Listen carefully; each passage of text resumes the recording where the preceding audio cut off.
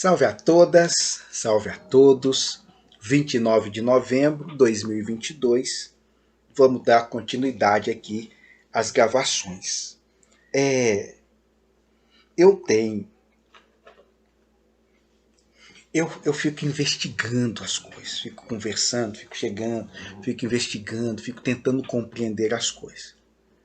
E algumas coisas a gente compreende por um determinado aspecto, por um determinado nível de leitura, por um determinado prisma, por um determinado paradigma. Tá, nesse paradigma, nesse prisma, nessa percepção, é esse tipo de resposta, ou é esse tipo de observação, ou é esse tipo de diálogo que se estabelece. Mas aí a gente vai pesquisando outras possibilidades, tanto de compreensão quanto de diálogo, de entendimento. Isso eu estou querendo dizer o quê? Relacionamentos é algo que me fascina desde sempre. Gosto dessa temática dos relacionamentos. Os relacionamentos na perspectiva mais energética, numa compreensão mais energética,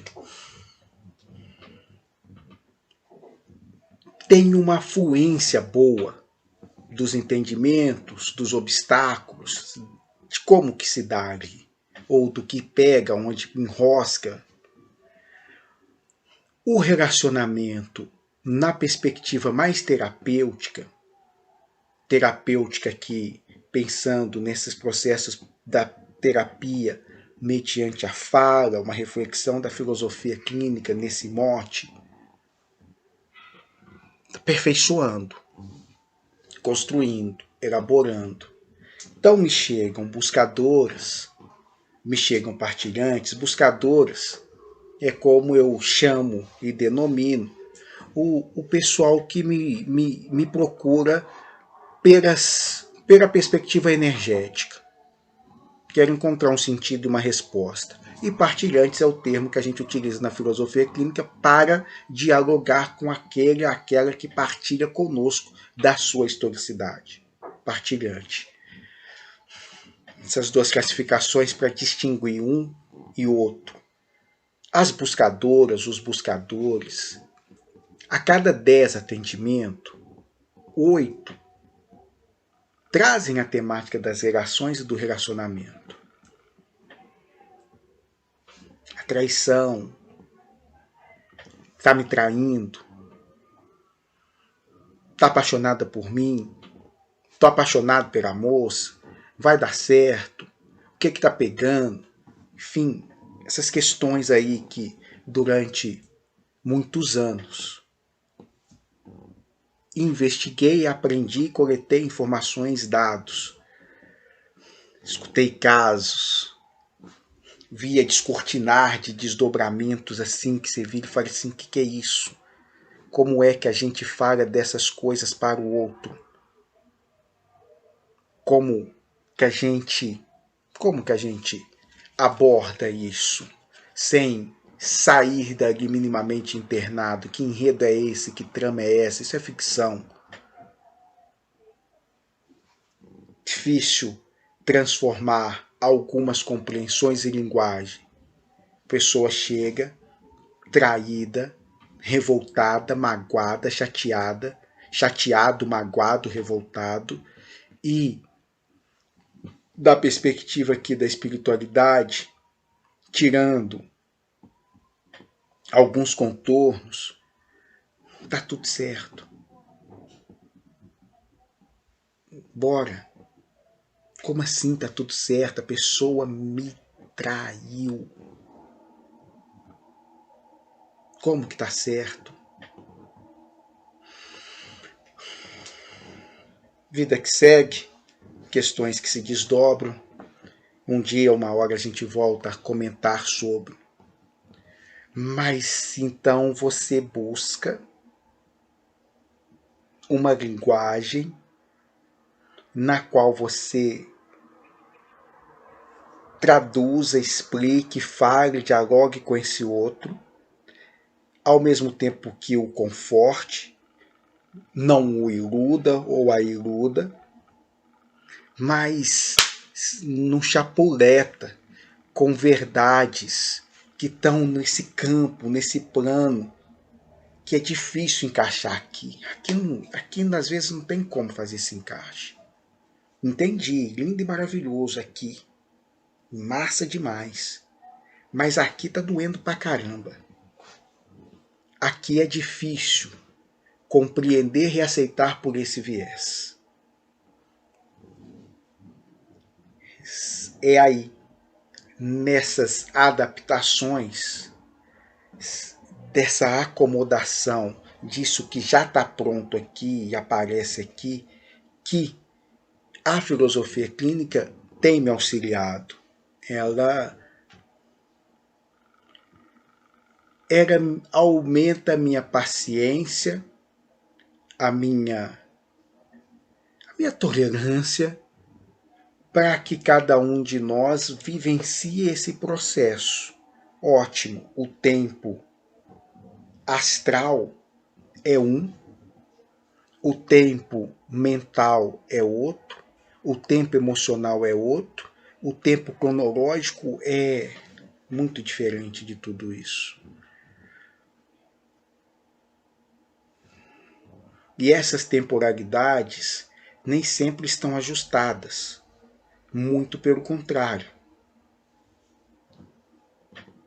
Gosto disso porque é uma observação que na filosofia clínica, eu vou parar de falar assim, a gente chama de idade tópica, que é algo que a gente constata com muita tranquilidade. Muita tranquilidade ao nos observar e observar alguns outros. Emocionalmente, moço, você tem 4 anos. Mentalmente, você tem 350. Fisicamente, ou cronologicamente, para ser mais preciso, você tem 23, 27, 50, não importa. Mas esses tempos nem sempre são sincrônicos. Muito pelo contrário. As moças algumas vezes me chegam e eu falo assim, se você encontrar um homem que já esteja na idade emocional de 7 anos, casa. A maioria de nós não chegou aos 5. Nosso emocional é muito infantil. A gente resolve na birra. A gente resolve na birra. Mas a birra, com a força física que temos, é jogando ácido, é dando tapa, é dando tiro. É esse menino birrento com força. É terrível. E aí, para algumas, a gente senta e fica assim, olha, um conceito de uma moça muito bonita. Tive a felicidade de conhecer em São Paulo, a partir de Elô, que escreveu um livro que chama Alfabetização Afetiva. Eu adorei o termo, uso até hoje o tempo inteiro, esqueci o nome da autora. Uso até hoje para pensar nisso. Essa alfabetização afetiva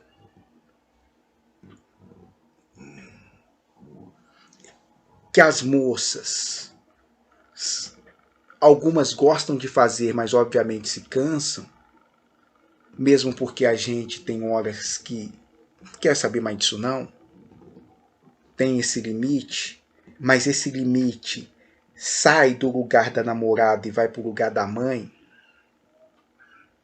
e isso para alguns caras é lindo e maravilhoso, para outros é terrível e detestável, mas de todo modo é uma sobrecarga a mais da relação que a gente precisa começar a quebrar. Olha, vamos redistribuir isso aqui. Você precisa se responsabilizar pelos seus afetos. Você precisa minimamente amadurecer afetivamente, a gente tem que começar a dar conta de falar do que sente. Eu tô falando, gente, isso é uma dificuldade que eu tô me colocando aqui, tá? Como assim? Ficar falando do que sente, a gente sente raiva e tesão. Raiva, tesão, deixa eu ver qual outro que a gente consegue. Paixão. Esses três a gente sente. Os três está mapeado. O restante, sei do que vocês estão falando. O que é isso que vocês estão dizendo? Que universo é esse que vocês, mulheres, habitam? Estou separando em gênero aqui, tá? Mas de modo geral isso permanece muito ainda no campo do gênero. O homem que vai descobrir que além da raiva, da paixão e o outro que eu já esqueci, tem mais algumas coisas, é o viadinho. É bichinha mesmo. Tem uma discriminação mesmo. Joga esse cara pra lá, ele não é nós. Nós só temos raiva, manifestamos raiva com força. Não pense você que você pode manifestar a raiva de outra maneira que não seja com força, grito, palavrão, carai. É pobre. É muito pobre. De novo, eu vou ficar insistindo com essa temática até o fim. Precisamos de discutir sexualidade e amor dentro da escola. Ensinar para o menininho, pode chorar. E tenta identificar se a sua lágrima é do que e vem da onde. É dor, é rejeição, é mágoa, é sofrimento. Que dor é essa? Tem nome? Expressa, pega a massinha aí, faz alguma coisa, pega a tinta no giz, faz alguma coisa, tira isso para fora, manifesta isso pra gente, vamos tentar chegar mais perto, vamos tentar dar nome para essa gama de coisas que está acontecendo dentro da gente e que a gente não tem mesmo nome.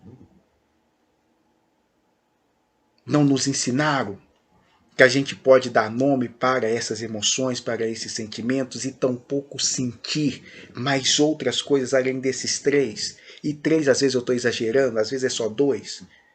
E dois, às vezes a gente está construindo, nossa, já tem coisa demais, às vezes é só um, raiva.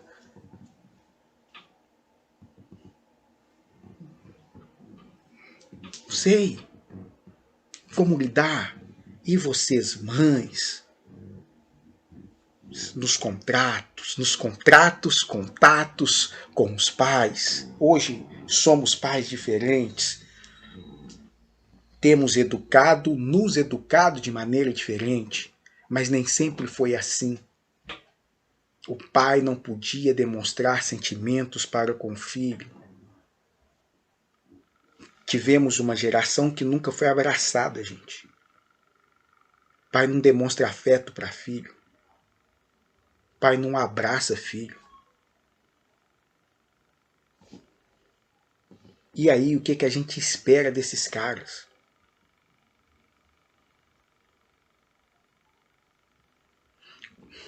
Diante de uma crise, diante de uma negativa, daquela que ele sente algo que ele não sabe dar nome, mas que ele é dele, como a mãe esteve lá para ele, então isso também é dele, é o mesmo gênero. Tá tudo junto então. A moça que eu sinto isso é a personificação da mãe. Mãe não abandona, mãe não recrimina, mãe... Essas loucuras todas que a gente acaba entrando aí, faz essas melecas todas que a gente tem visto. E traz esses silêncios.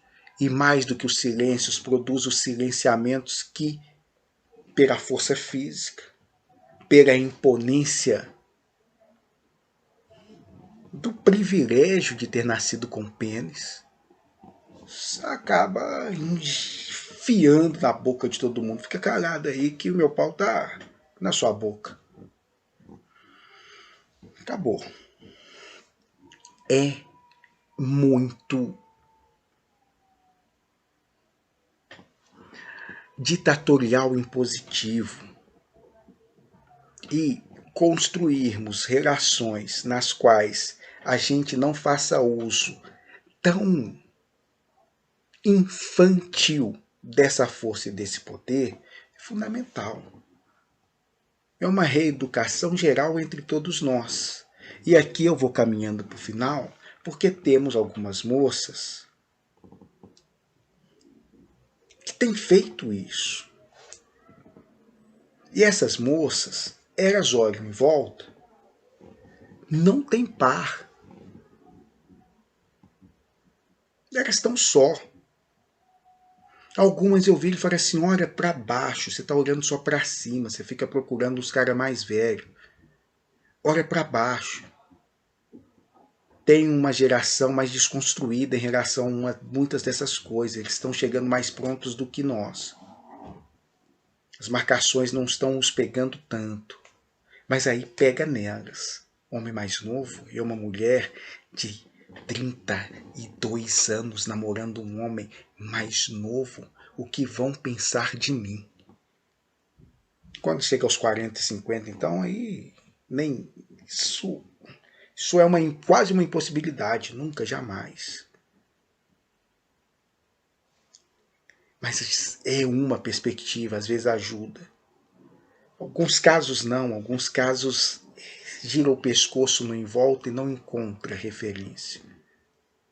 Não encontra referência porque o mais avançado de nós, homens, mais desconstruído de nós, às vezes estamos muito atrás do que elas estão propondo. Estamos dando conta. E esse não estamos dando conta é literal. Os caras estão broxando. Não chega. Não conseguem. Vocês viram a pessoa que eu usei? Eles não conseguem. Eu não. Eu dou conta mesmo. Sei não. Tô fora da praça. Mas de todo modo, esse empoderamento feminino, mas o empoderamento feminino aqui, eu vou usar na visada